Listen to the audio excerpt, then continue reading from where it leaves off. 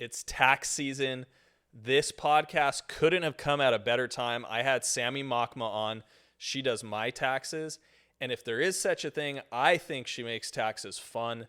Stay tuned for this episode. She definitely drops some nuggets relating to everything from investment property to S Corps. Super important stuff on S Corps. If you have one, watch this. Thanks so much. I'll see you soon. Sammi, thanks for joining the show today. Absolutely. Why don't you tell everybody a little bit about what you do and the firm that you're with? So I am a tax professional. I'm an enrolled agent, and I got my certification, and I've been doing taxes for the past couple of years. Got really into it.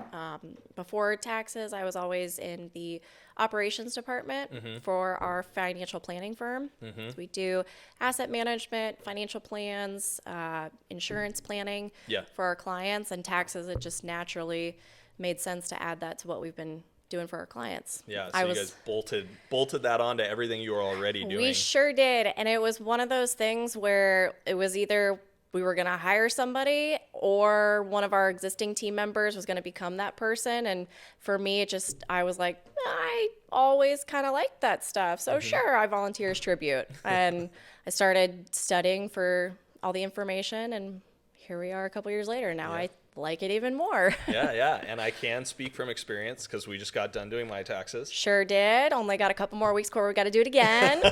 I know. We were talking off camera, and it's like, I have to do that again already? Yep, sure do. I filed an extension. Yes, you sure do. They're due April 18th. Actually, I take that back. California, some people in counties, they can actually extend May 15th. Really? Yes. A lot of the flooding that's happened across the state, there's presidential federally declared disaster. Really? So California people, depending on where you live, you can actually file your taxes May 15th. Wow. For federal and California. Okay, so this is gold. So just this year, right? Just this year, just because of the flooding and all the weather that's been happening, May 15th and again, it's based off of where you live. There's certain counties that qualify, and it's because the president has declared a federally declared disaster. Presidentially, oh God. Well, it was. I had no idea. There you go. I had no idea that you could do that. So that was already a little nugget. Yeah. Otherwise, it's the 15th. Otherwise, it's April 15th, more or less. It's 15th day of the fourth month. So Got it. Right around April 15th. For businesses and entities, March 15th is that first filing deadline. Got it. Yeah. Now, let's talk a little bit. Like I utilize an extension, and I think, if people don't use them, they probably have questions surrounding that. So what is a filing extension? Yeah. So like we said, April 18th is when your taxes are due. It's also when your tax return is due. So what an extension does is allows you more time to file your return. Some people might not have documents. You might need to get your books in order. So if you extend until October, then you have more time to file the return. Now, it comes with a caveat of you have more time to file your return. It doesn't actually give you more time to pay your taxes. So that's why sometimes when you go to file a tax return, your preparer might say, okay, we need to send in a bill of X. And that number, again, it's really hard to project because you don't know what your income is. Yeah. So your taxes are still due April 18th, but you have the extension. It allows you to file up until October. Got it. Without having that extension in place, again, it's just a couple-page form that gets submitted. You can send it with a payment or without. It avoids a late filing penalty. Got it. So that's kind of So it's the simple magic. to do. It is very simple to do.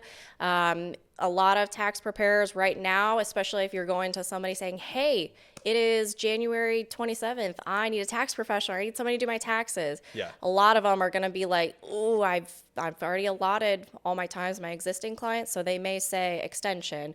And it doesn't mean anything bad. It just means that they're not going to be able to get it done before April 18th. They need more time. So extension, it's very easy to do. You may or may not need to send in a payment.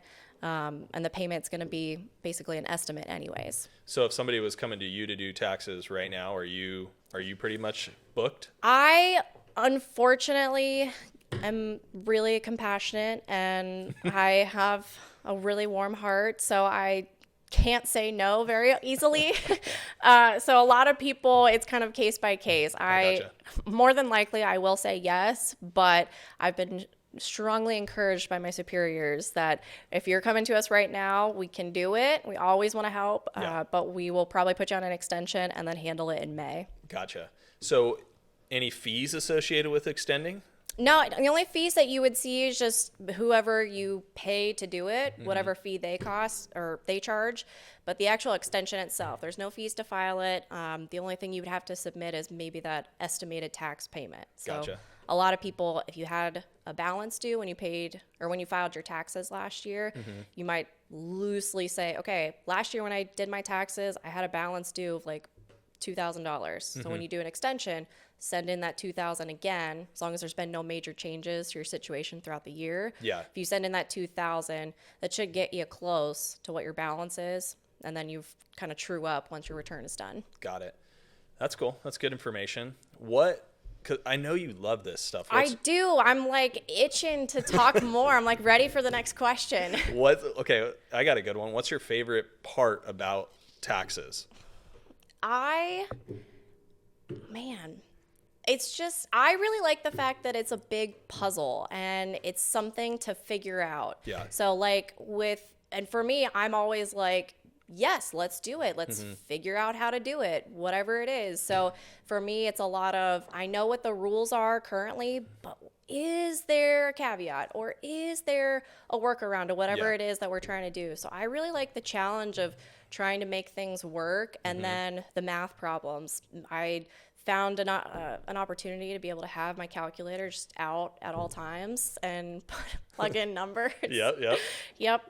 So I really like it. So it's a puzzle. It's a challenge. It's a puzzle. It's a challenge. There's so many different opportunities out there. Unfortunately, it's just for business owners or self-employed people. But once you are self-employed or have a business, there are just so many cool opportunities and planning strategies that you can do. So it's really fun okay, what are we going to do this year? What can we do? And then making sure that you can find more. I love that you find passion in something that most people are like, I do too. I gotta do my taxes, right? Yeah. But I'm picking up on is like what excites you about it too, it sounds like, is helping people save, right? Yeah. Can I say that? I mean, I'm going to try. So I don't make the rules. Congress does. So if you don't like the current tax laws, you got to go vote. But what I can do is help make sure that you know what's out there. Yeah. And that's kind of the biggest thing is, I don't know about you, but when I went to school, high school, college, I never got that like 101 on, hey, what does it mean to pay your taxes? Yes. And so for me, kind of being on the other side of the curtain, I have a good opportunity to tell that to people like, hey, taxes are not scary, especially if you have somebody who's really simple situation. And they do have that anxiety about, taxes. I don't know what for me, I get a lot of comfort in saying, hey, it's not a big deal. Here's what all this stuff means. Yeah. And here's what you need to do. So I really like that opportunity to kind of bring people's anxiety down. Yes. And I've actually been trying to find more opportunities to just have that education. Maybe I'll go teach one day, but who knows? Yeah. So then what do you recommend? I'm sure there's a lot of things you recommend, but kind of just starting basically, what do you recommend for people when they're going to prepare their taxes? When should they prepare, and what do you recommend to remove some of that anxiety or just simplify surrounding a topic that, does create a lot of angst? Well, so a lot of people's first question is, do I need a CPA, right? That's kind of the first thing that you associate with taxes, CPAs versus enrolled agent, which is what I am, or just a registered tax preparer, or frankly, there are people out there that have no credentials whatsoever that also do taxes. So the enrolled agents and CPAs, the fees that you pay to those two professionals, they're very comparable. CPA is slightly more expensive. CPA also does a lot of your accounting work. Enrolled agent is more focused on just the tax compliance, tax law, and representation with the IRS. Got it. So one question that I get a lot is, do I need one of those professionals? So for somebody who is I only had one job throughout the year. My spouse only had one job throughout the year.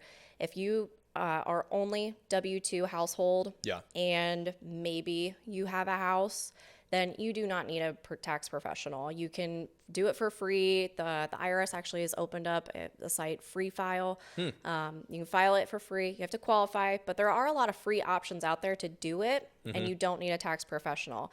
Now, a tax professional might work for you if you have a small business, you're self-employed. You may also just want to pay like a one-time consultation fee and just, hey, I know I'm simple. I know I don't have a lot of complexity, but I just want to know exactly what it is I'm filing. Yeah. So I have a good gauge. But that would just be, I would say, a one-time like consultation fee, and definitely do it not in tax season. Got it. Tax season is not the time to plan or like kind of think about what you want to do.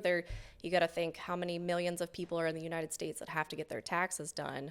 Right. So planning is huge. It is, and that's the fun part. That's what gets me all excited, is the planning, the things. But what I'm running into lately is if you just have a straight W-2, there's just not a lot of planning opportunities. There's not a lot of tax opportunities, credits, avenues that you can do. So that's cool, offering some, free advice. Free advice, yeah. A lot of the videos that are out there, you can kind of learn for yourself. I will caution against the TikTok advisors. Okay. A lot of the stuff you see on TikTok, it should come with like a disclaimer or a little asterisk of may not apply to you, or you have to qualify. So if you see something on social media or the news or whatever it is, you can use that and then go do a consultation with a tax professional and just say, hey, I saw this thing. Can you explain it and let me know if I can, take advantage of it? Yeah. Don't just do something because you saw it on TikTok. So what would be your niche or your specialty then? Me, I really love micro business owners. So people that are just getting going, they have a 1099 or just some flow of income to them. There's no employer. So those are my favorite people because a lot of it's on them, and they typically need a lot of coach and counsel. So it gives me an opportunity to kind of run my mouth and get all the information out of my head.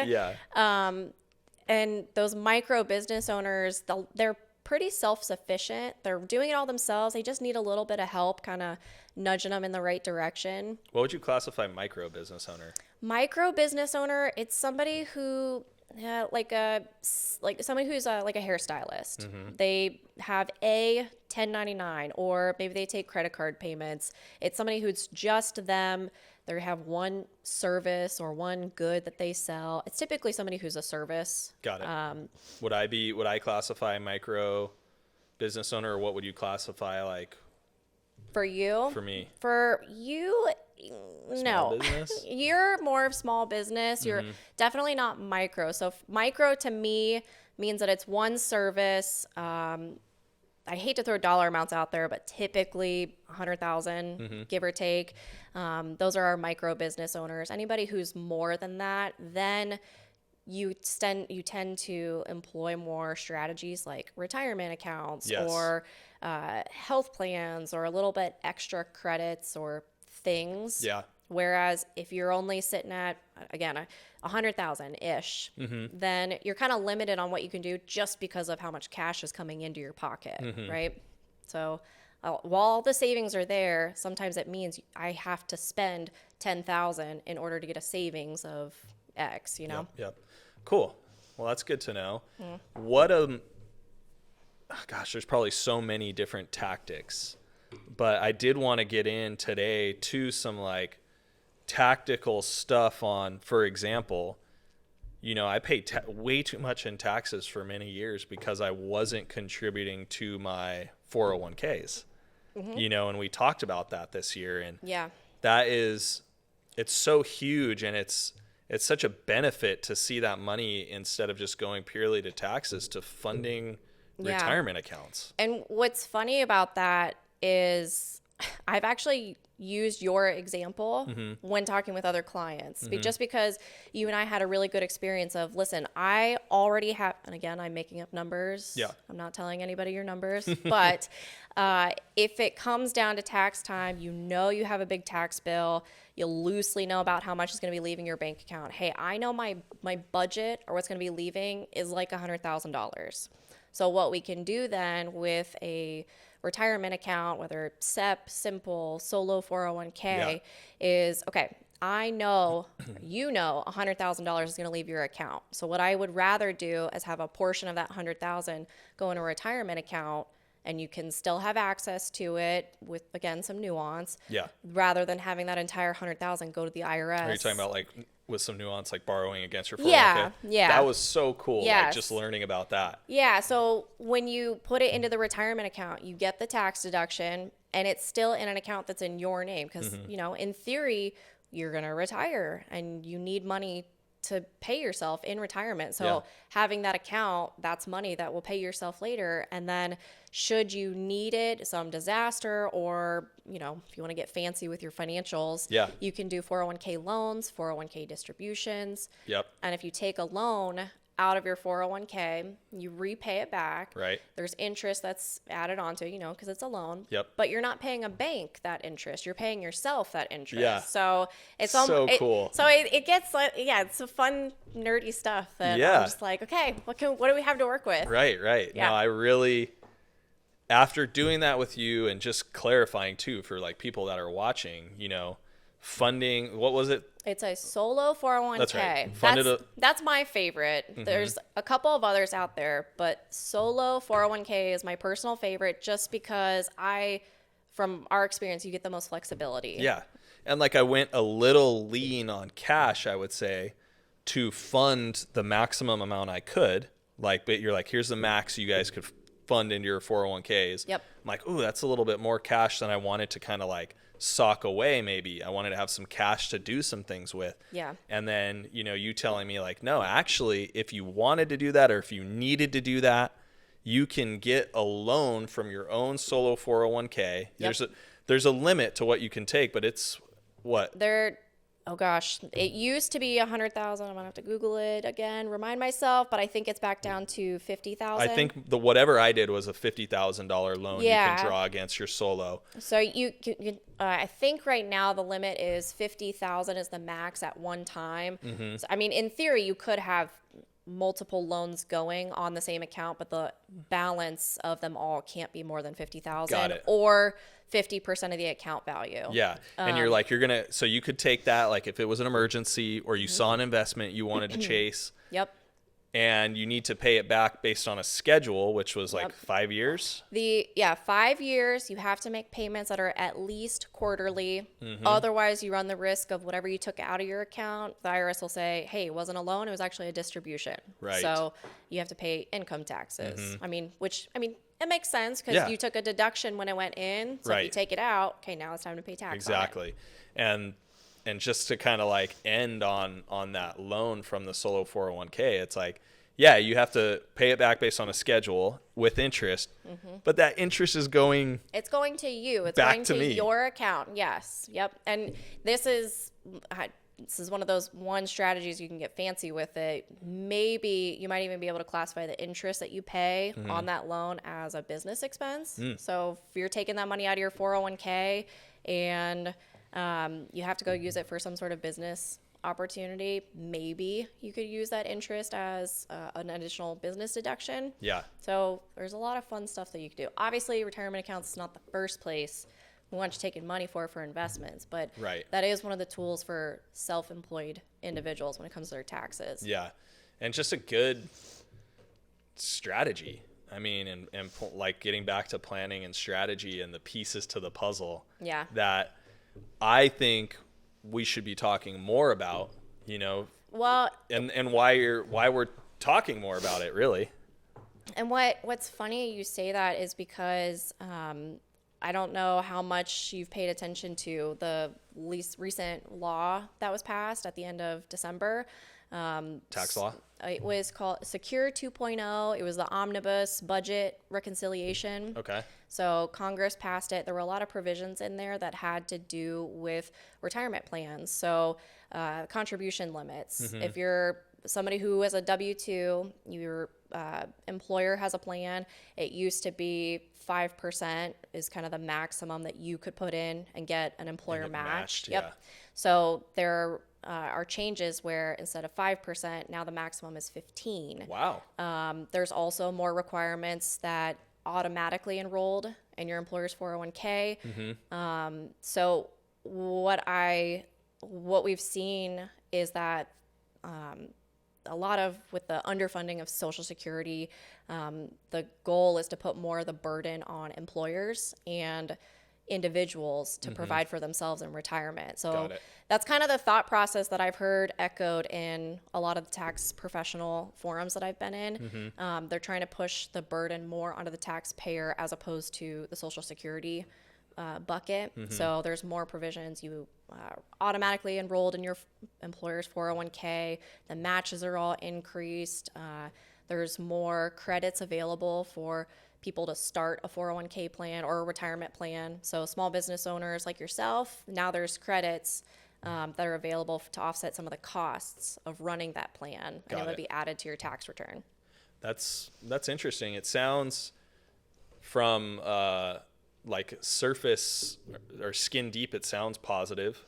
It right? does. I mean, depending on how political you want to get, if I'm somebody who my income is or my salary is, something low, and now I have to put money out of my salary into a retirement account, that's great because I have money that's going into retirement. But some people aren't getting paid high enough to, Is it to a live off of. requirement? So that these increases requirements? So some of them are, but there's always an opt-out. Gotcha. So what I've seen is that you automatically get enrolled into the plan, and then after that enrollment happens or the first deferral, you then go to your employer, say no thank you, opt out, and then whatever was withheld gets repaid back to you. Got it.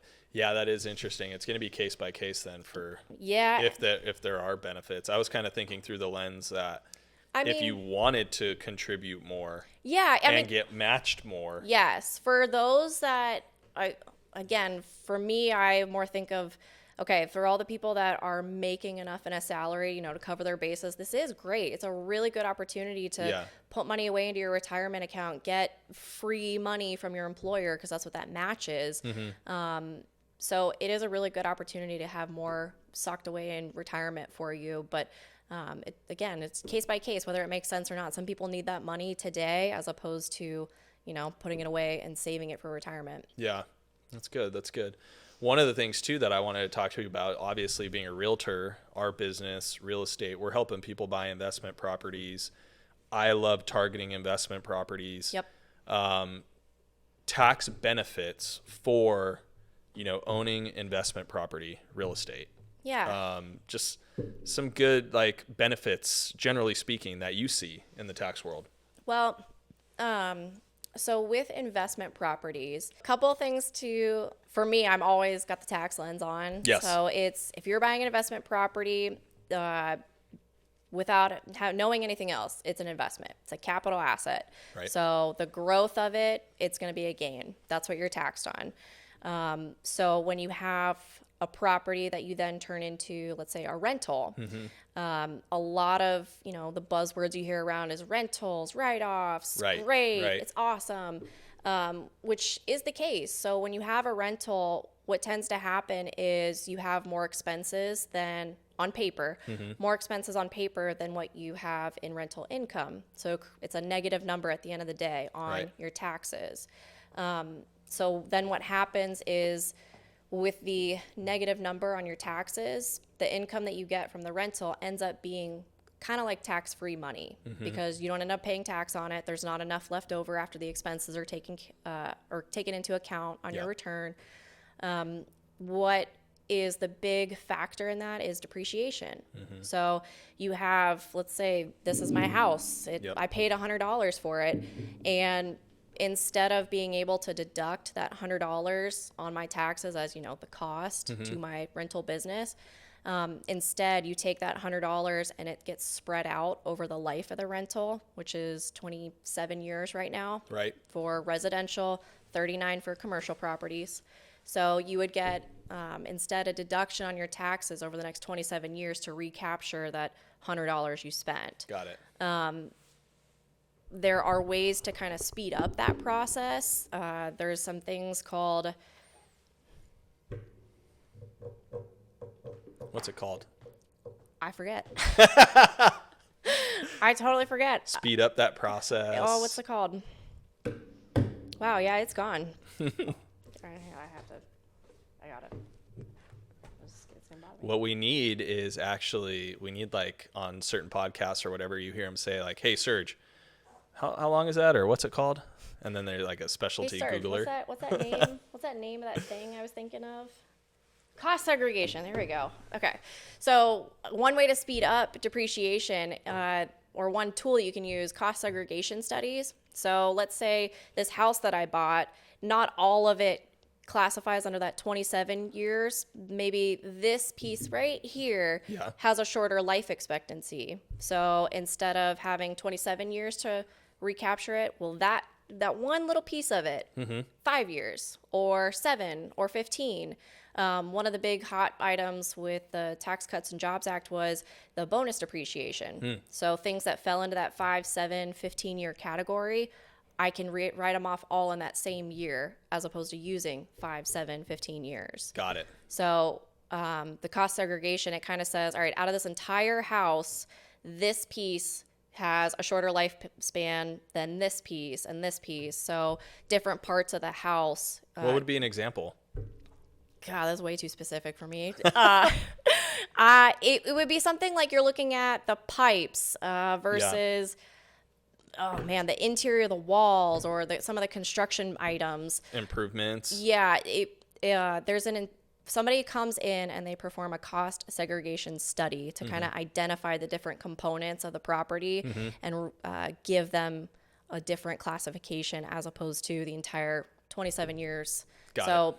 The drawback to that is the cost segregation studies can be expensive, but I mean, depending on the property and everything, if I get to write off 100% of this portion, well, that's where the big tax savings are. Right.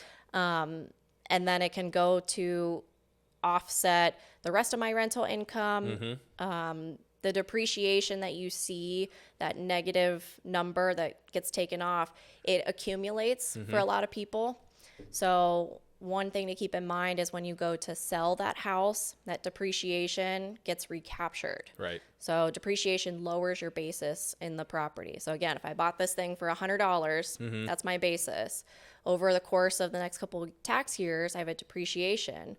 So it lowers my $100 basis by how much I deducted in depreciation. Got it. So if I go to sell it and now after all the depreciation, my basis is at say $75. Yeah. I sell it for $150. Well, now there's a $75 gain between my $75 basis and $150 sales price. So it actually increases that gain. It increases the gain. A portion of that gain gets taxed as ordinary income, and then a portion of it gets taxed as capital gains. So basically the portion that is depreciation recapture, that gets taxed at ordinary rates. And then everything above and beyond would be capital gains rates. Unless you 1031 exchange. Unless you do the fancy 1031 exchange, yes. That's one option. You can, there's a handful of different caveats, but 1031 is an option. You take that investment property and you find something that is substantially the same, like to likes property. Yep. And you can take it and buy that one as a replacement, defer the gain. Again, there's all sorts of caveats, so don't do it by yourself. Yeah. We had, I was telling you off camera, we had Debbie Bannister on, 1031 exchange accommodator, and you guys probably end up, not specifically her, but you're probably working pretty closely sometimes or getting calls from your clients like, hey, I'm setting up to do this, want a 1031 exchange. Yeah, so I'm from financial planning. That's my background. That's what my firm does. So we are planners at heart. Ideally, I'm going to know about this thing that has a large gain way before you even say the words 1031. Yeah. So a lot of times it's something that we have in our tool chest to, hey, we recognize there's a giant gain on this thing. Here's a 1031 exchange you could do. The ones that we have done in the past, they aren't necessarily one investment property to another. We've used DSTs in the past, or Delaware Statutory Trusts. Without getting too specific, think of it kind of like a REIT or like a bundle of investments. So one of the things I picked up on is like keep your tax pro in the loop. Yes. About what the plans are. Yes, absolutely. Which I think is like, we're all guilty of coming to you way too late in the game. Can you fix this? Yes, it's so funny. I love this stuff. Like, it's my hobby outside of my full-time job. So like, I'm in Facebook groups for tax professionals, and they're all whining and complaining about this, that, and the other. But one thing that I like actually take, it hurts me a little bit, is when they dog on financial planners. And I'm like, wait a second. I have a foot in both worlds. Don't do that. Be nice. So like, if you're doing anything, technically they should be working together if they're not the same person. Yeah. So whatever your financial planner is doing, absolutely loop your tax professional in. Right. And the other way too, because tax professionals really want to look at it from the tax aspect. And sometimes saving the most on taxes doesn't make sense in the long run. So like, we have people where it makes sense to convert portions out of their IRA and put into a Roth IRA right now, because we know their rate is lower than what it's been historically or for their own life. Yeah. So some people, it makes sense to pay tax now as opposed to later. So that's why, yes, keep your financial planner and your tax professional friends. Don't pit them against each other. Just have them on the same team, which is your team. Right. Help them put the pieces of the puzzle together for you. Yes, yeah. It was real rough. I was looking at those Facebook comments. Man, they get mean. And I'm like, guys, it's going to be okay. You don't want them pointing the finger at you. Don't do it to them. Right. No, I hear you. Yeah. It makes sense. So in the like housing world, real estate world, we've got, a lot of people that are selling a primary residence, buying another primary residence, and that, primary residence does not qualify for 1031 tax exchange. Does not. Sometimes I get people who are like, oh yeah, I'm going to go, sell this house that I bought back in 1980, and I'm going to buy over here in, 2023, and it's 5 times more. Right? It's worth 5 times more. I cringed a little bit as you said 1980. Yeah. So I'm going to do a 1031. I'm like, no, you can't do a 1031 exchange because it's not an investment property. Yeah.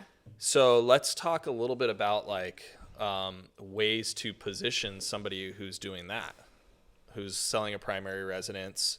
Their basis is maybe, they bought the house for $100,000, Yeah. and their basis has gone up with Prop 13, it's been capped at 2% per year. Yeah. And, maybe they're paying taxes now on a new basis of like $300,000 or $400,000. Right. But they want to go buy a $2 million house. And now their taxes are going to go from $4,000 a year to potentially $20,000, 1% of 2 million. So in that scenario that I gave, there's gain. There's huge gain. Absolutely is gain. One thing, it's something that it's hard to talk about because it's a case by case. Like in that scenario. And it's something that I'm going to sit and like hyper fixate on for like 4 days to try and figure out, okay, what can we do? Yeah. Well, in that scenario, Gabe, that one too, you're not going to you're going to have owned that property for a very, very, very long time. Yes. Which then likely means that the person's 55 years or older. And if they haven't done this, obviously, because they've owned their primary for so long, they're going to qualify for a Prop 19. Yeah. And there's things that, little benefits and caveats in there to make sure that they apply. But I think it's important, maybe a different scenario is like you bought the house a year ago, and like so many people did in 2021 and 2022, they were able to kind of make some quick profits, some quick gain. Yeah, just from the appreciation. Yeah, just from the appreciation. And a lot of people don't realize that that's a taxable event. Yeah. So one thing to keep in mind, so you are able to exclude either 250,000 or 500,000, depending on if you're single or married, on the sale of your primary residence. So with that rule, you have to live there 2 out of the past 5 years.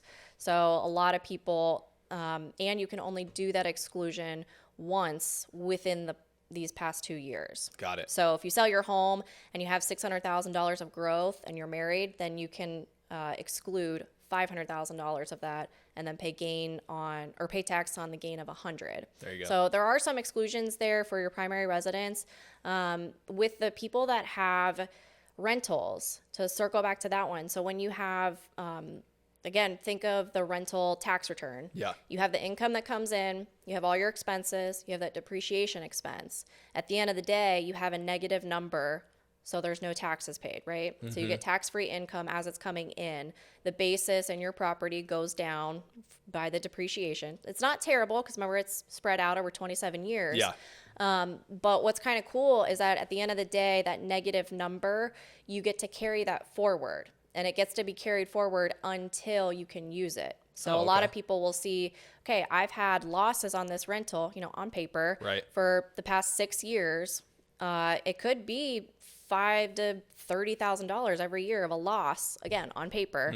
And they get to be carried forward. So when you go to sell, number one, you calculate your gain. And then you also have those carried over losses that can go to offset the gain as well. So with people who have rentals, that's one tool to kind of keep in mind. So gain is always going to be there, but there are ways to kind of erase it from your taxes.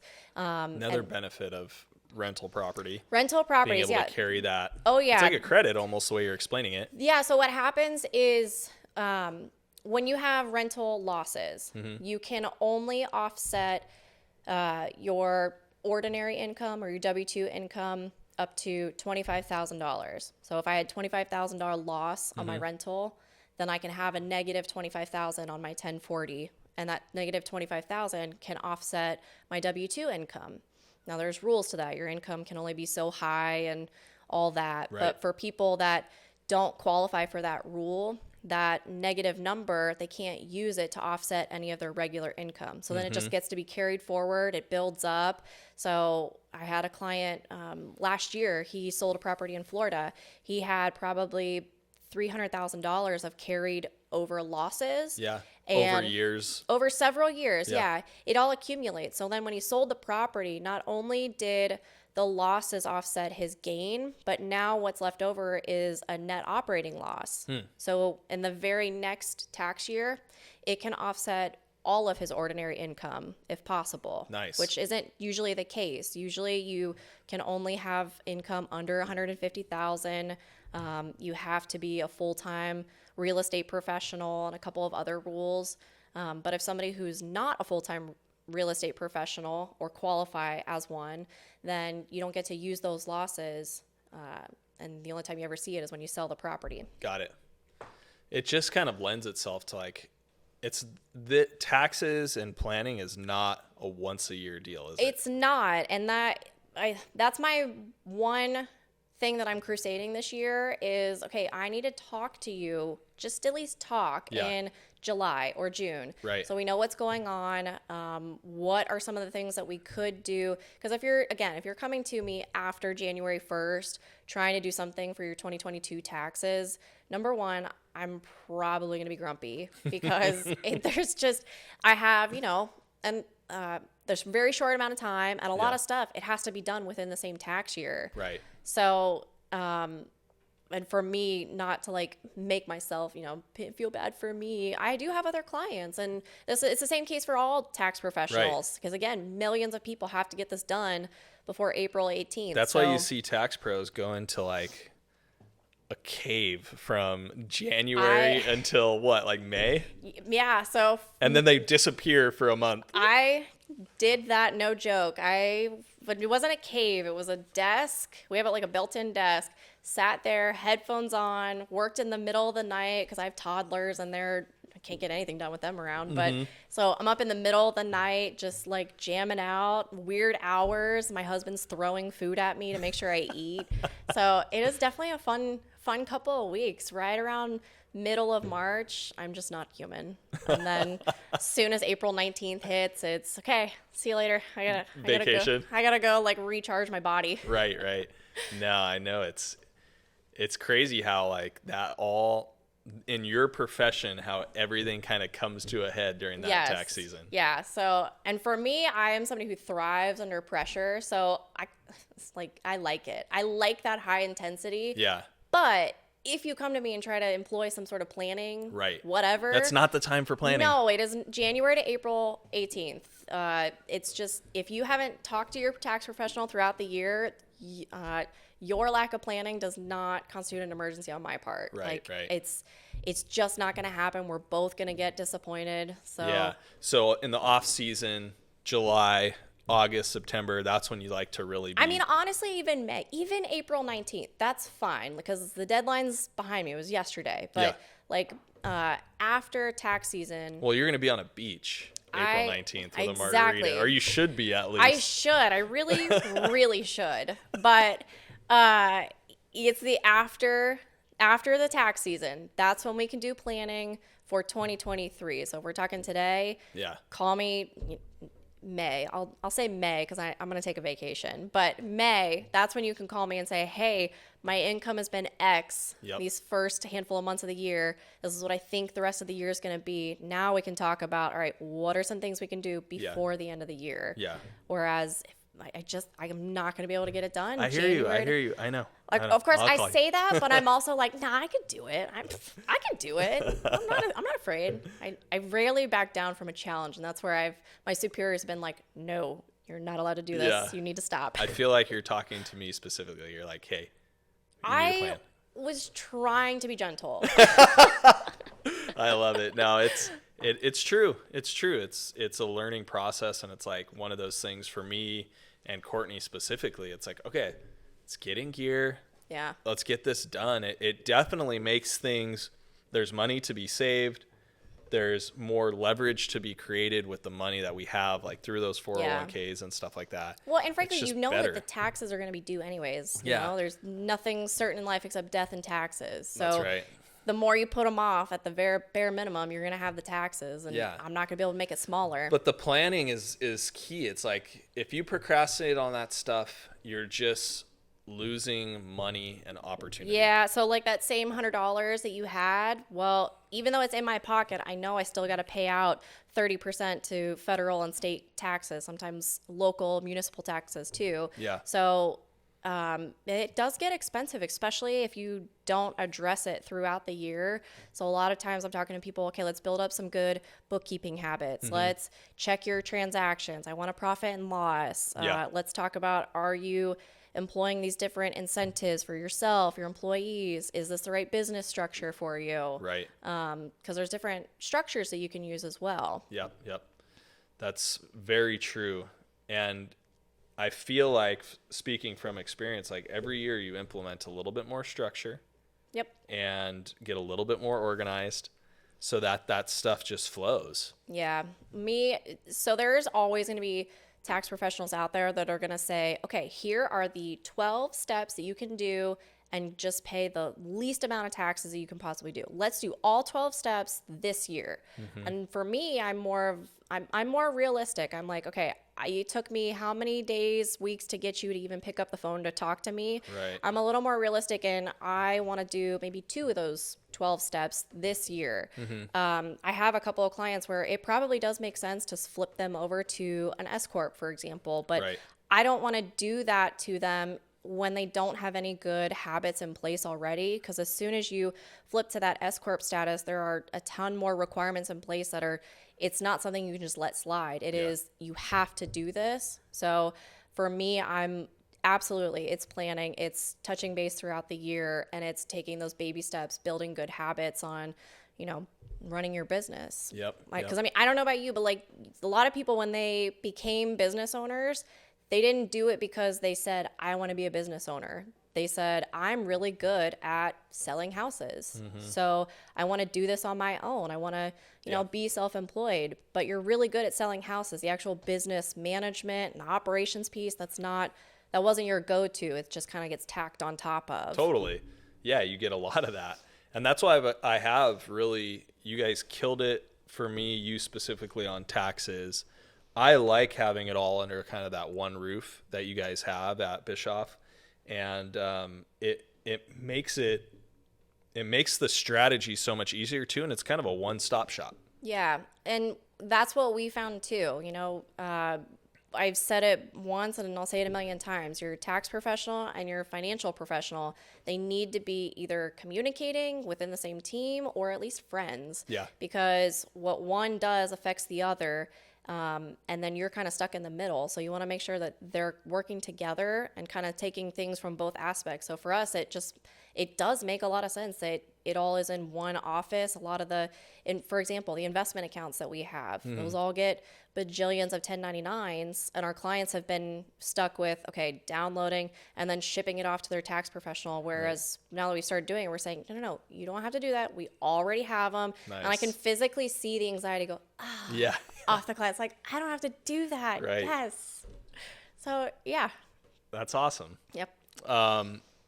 Anything else, like, just like open the floor to you that you see coming up, or something that you've picked up recently that you're like fired up about?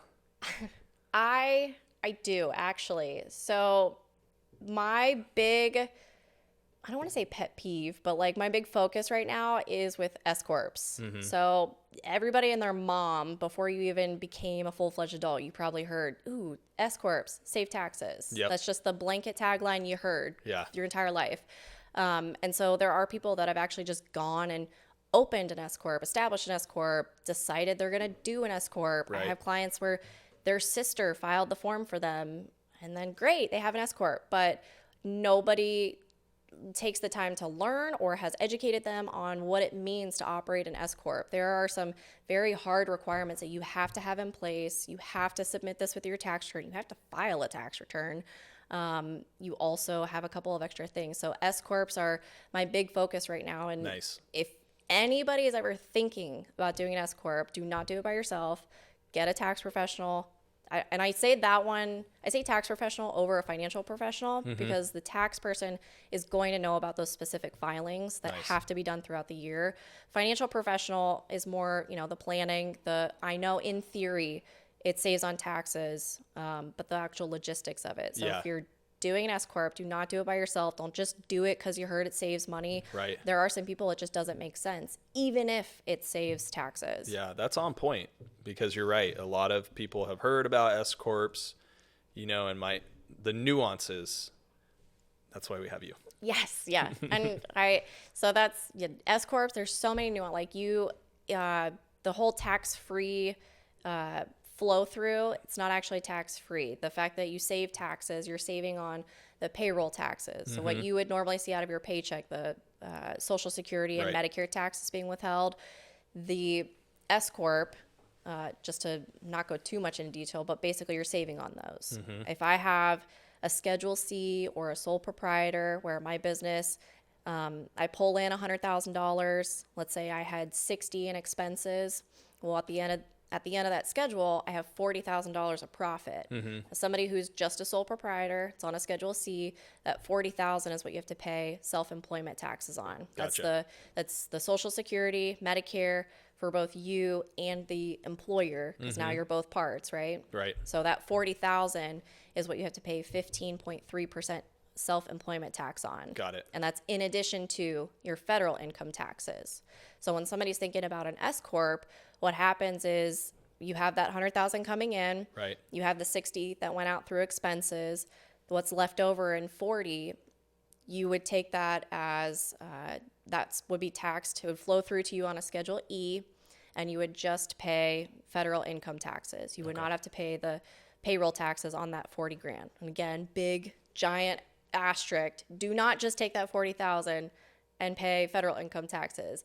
The rule is that 40,000 that's left over, you have to still take a salary. so that way you pay into Social Security and Medicare. Got it. Yeah, that's called reasonable compensation. It's before COVID, there were actual task force created at the IRS. There were injections of funding specifically to look at S Corp owners and the reasonable compensation they were paying themselves. I attended a presentation. He kind of laid it out, and I was a little scared at the end. I'm like, I don't even have an S Corp, and I'm a little nervous. But Like, hopefully I didn't file an S Corp somewhere along the lines. But exactly, and he so there's a couple of task force. There was studies that came out because IRS task forces. Yes, there are, like what we've seen in the news. Yes, it's not those, but they're secret. We didn't know about them, but Gotcha. they're like a special division that they're going and they're looking at reasonable compensation being paid out of S Corps. So if you don't pay yourself enough or a reasonable amount, then the amount that you took as, those tax-free distributions, the IRS is going to recategorize that as income. That's what you have to pay tax on. You have to pay penalties and interest on it. So the reasonable compensation is like one of the big things that you're going to see over the next couple of years. And with that task force that was created, I want to say it was around 2017, 18, there were a couple of different groups, and then COVID hit. So a lot of operations were at a standstill. Funding kind of went away. But now within the past year, again, those 87,000 agents that you've heard, the IRS, a lot of that funding, now these task force are back up and running. And then for the 87,000 that's been hired, there's also 50,000 that are retiring. So a lot of people are just replacing those that are saying farewell. It's funny how clickbait works. I know, right? That's why I say whatever you see on TikTok, just don't do it. Yeah. Go talk to somebody who does it for real life. But yes, the clickbait, it keeps my job fun. Right. Yes. Well, that's good stuff. Awesome input and super valuable too, I think, for people who are wondering or like getting into being, a micro business or a small business. Yes. Or might be going from being, kind of pretty simple W-2 their whole life to like, oh, now I'm entering that 1099 world. So yeah. And a lot of people, they see 1099, it scares them. So they're like, oh God, I have to pay all this tax. And I love 1099s because that's the second you get a 1099, great. Now you can be a little more flexible than what a W-2 is giving you. Yeah. Well, that's good stuff. Yeah. Thanks for dropping the knowledge. Some really good nuggets for being on. And you're cutting me off. I could keep going. I could keep going on. I'm sure we should have actually brought like a stack of forms and like we could do some samples. Listen, I would. I am the weirdo that loves this stuff. The neighbors all cringe. I know that once they start to like say something or whine about their taxes, I kind of slide up. I'm like, what are you talking about? How's it going? Right. You want me to tell you about that? Yeah, and my eyes would like glaze over if we did that. But I know on a serious note, that's why I appreciate you, and that everybody needs somebody like you in their corner. Aw, thanks. Yeah, but seriously, thank you for hopping on today. And yeah. If anybody who's watching, like, what's the best way to contact you? So right now, again, it's tax season, so I am limited to just consultations right now. If you have questions, it's you can call our office or send me an email. That's the best way to get a hold of me right now. Outside of tax season, we'll open it back up to more financial planning clients or tax clients. Cool. Or even if you need your tax return. But again, got to do an extension. Got it. Cool. Thanks again, Sammi. Absolutely.